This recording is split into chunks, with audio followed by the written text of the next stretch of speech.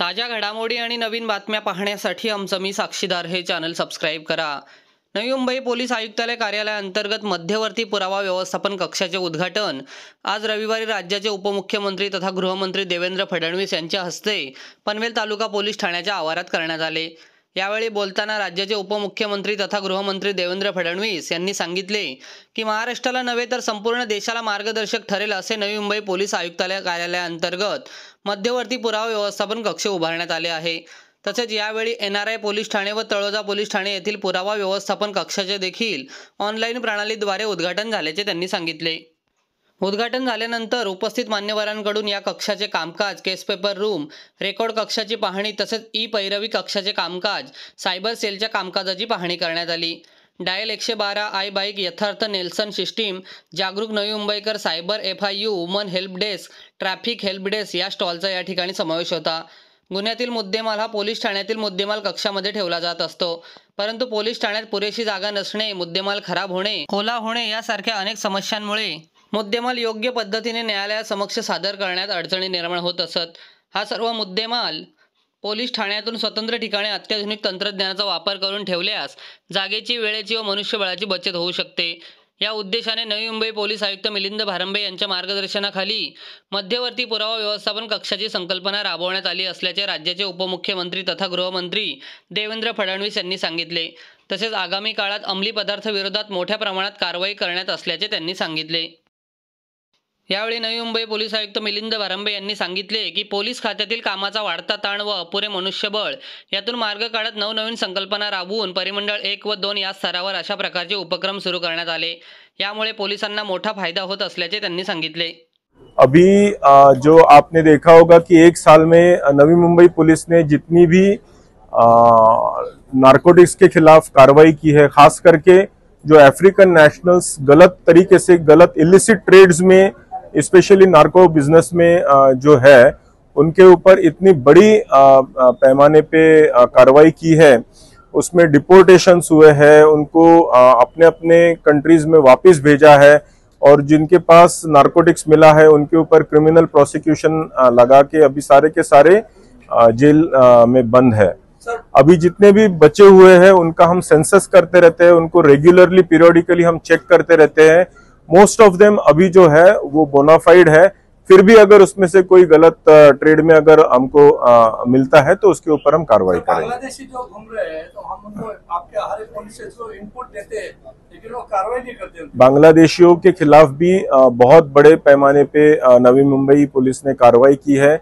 जहां जहां बांग्लादेशी या फॉरेन नेशनल विदाउट वीजा, विदाउट वैलिड डॉक्यूमेंट्स अगर हमारे यहाँ पर पाए जाते हैं तो उनके ऊपर क्रिमिनली प्रोसिक्यूट करके उनको वापस क्रॉस बॉर्डर भेज दिया जाता है।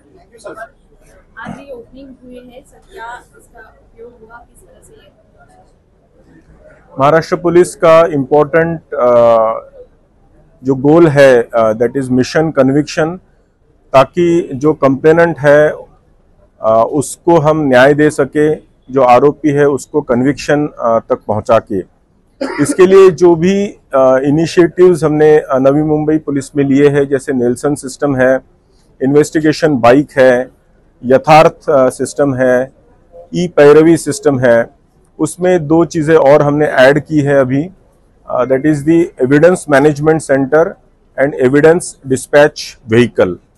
तो अभी जो हमने लॉन्च किया है वो 2 जगह पे, 2 कोर्ट कॉम्प्लेक्सेस है, पनवेल में और बेलापुर में। उनके पास हमने 2 बड़े बड़े एविडेंस मैनेजमेंट सेंटर्स तैयार किए हैं, जहां पर हर गुन्हे की में जो भी हम मुद्देमाल जो निकालते हैं वहां से जो कोर्ट केस के लिए उपयोगी रहता है, उसका प्रिजर्वेशन जो है वो वहां पर बहुत साइंटिफिक तरीके से रखा जाएगा।